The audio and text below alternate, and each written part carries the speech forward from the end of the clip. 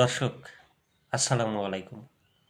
বিএনপির ভূমিধস বিজয়, সরকার গঠন করতে যাচ্ছে বিএনপি।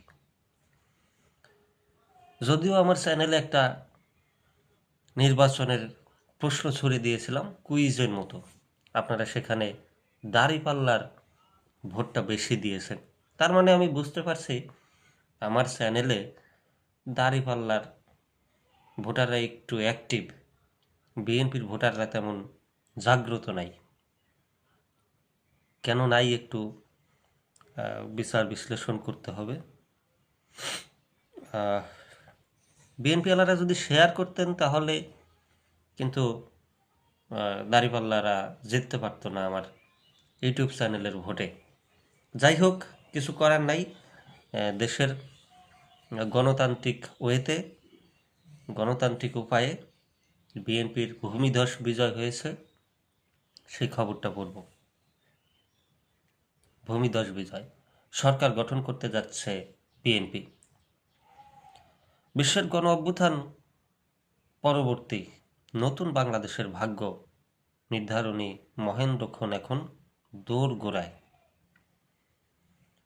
বৃহস্পতিবারের 12 ফেব্রুয়ারি উৎসবমুখর ও শান্তিপূর্ণ পরিবেশে ভোট গ্রহণ শেষ হওয়ার পর এখন চলছে চূড়ান্ত ফলাফল ঘোষণার উত্তেজনাপূর্ণ অপেক্ষা।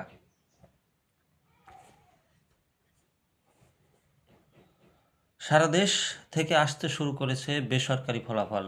ইতোমধ্যে দেশের নানা প্রান্ত থেকে পাওয়া বেসরকারি ফলাফলে দেখা যাচ্ছে বিএনপি নেতৃত্বাধীন নির্বাচনী জোট মধ্যে একক সংখ্যাগরিষ্ঠতা নিশ্চিত করেছে।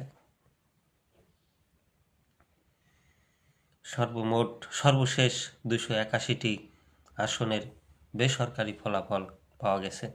এর মধ্যে 204টি আসনে জয় পেয়েছে বিএনপি জোট, 65টি আসনে জয় পেয়েছে জামায়াত জোট এবং 12টি আসনে স্বতন্ত্র এবং অন্যান্য দলের প্রার্থীরা বিজয়ী হয়েছে। নাকি আসনগুলোতেও বিএনপির প্রার্থীদের এগিয়ে থাকার খবর আসছে। বেসরকারি ফলাফলে উল্লেখযোগ্য বিজয়ী প্রার্থীদের মধ্যে রয়েছেন ঢাকা 17 ও বগুড়া 6 আসনে তারেক রহমান, ঠাকুরগাঁও 1 আসনে মির্জা ফখরুল ইসলাম আলমগীর।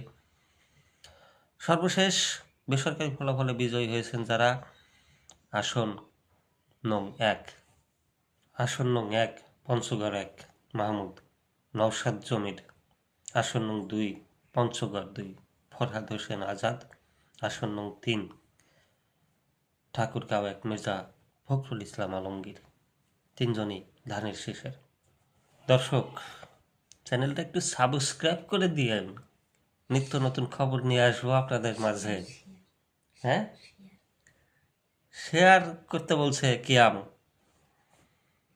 হ্যাঁ কিয়াম, কাম হেয়ার, তুমি একটু শেয়ার করতে বলো। শেয়ার করে দিন দর্শক, যাতে বিএনপি দল জেতে। বিএনপি তো জিতছেই।